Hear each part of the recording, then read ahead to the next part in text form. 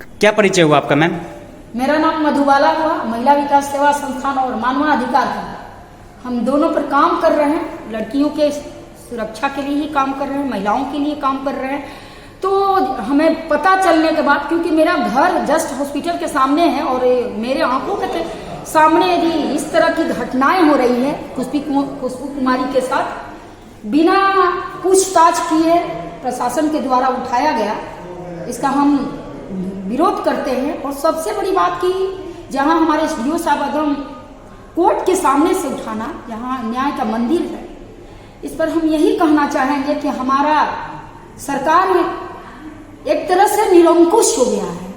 जब हमारा सरकार निरंकुश होता, तभी इस तरह की घटनाएं आए दिन हो रही है।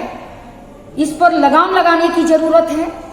और शासन प्रशासन को मैं यही कहना चाहूंगी कि वो अपना वो दायित्व को समझे और वो निरंकुश ना हो, किसी के कहने पर किसी की बेटी को, किसी महिला को ना उठाए, क्योंकि पद की गरिमा होती है और उन्होंने अपने पद की गरिमा को खो किसी के बहकावे में डायरेक्ट उठाना, ये गलत बात है।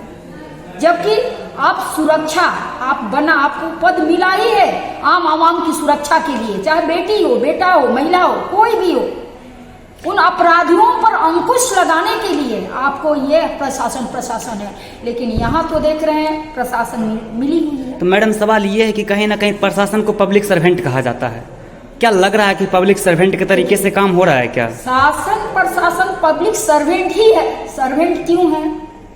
क्योंकि पब्लिक के लिए ही ये प्रशासन, और पब्लिक के ही टैक्स से उन्हें सैलरी मिलती है। उन्हें पता शायद नहीं है, सरकार जो देती है हमारे आम आवाम जनता के टैक्स से ही उन्हें मिलती है, और वो पब्लिक के लिए बनाए गए हैं, इसीलिए पब्लिक सर्वेंट है। लेकिन उन्होंने कुछ भूमाफियों और कुछ दबंगों के हाथ के वो कठपुतली बन के रह गए हैं। वो अपने ड्यूटी ईमानदारी पूर्वक नहीं कर पा रहे हैं और भ्रष्टाचार में लिप्त हैं, चंद रुपयों के लिए, चंद लोगों के दबाव के लिए। तो ये गलत है कि हम आधी आबादी, हमारी बेटियां हो या महिलाएं हैं, ये लोकतंत्र है। कोई भी पद लोकतंत्र में, चाहे पीएम हो, सीएम हो, डीएम हो, एसपी हो, हमारे लोकतंत्र संविधान से ऊपर नहीं है। तो ये मेरा संवैधानिक अधिकार है कि वो हमारा संरक्षण दे, हमारी बेटियों का संरक्षण दे, हम महिलाओं का संरक्षण दे।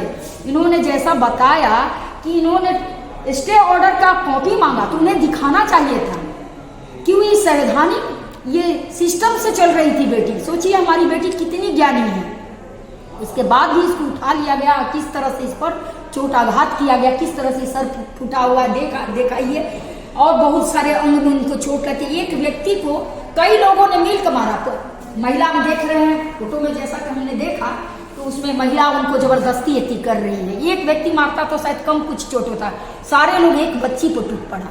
ये गलत है, ये लोकतंत्र में गलत है।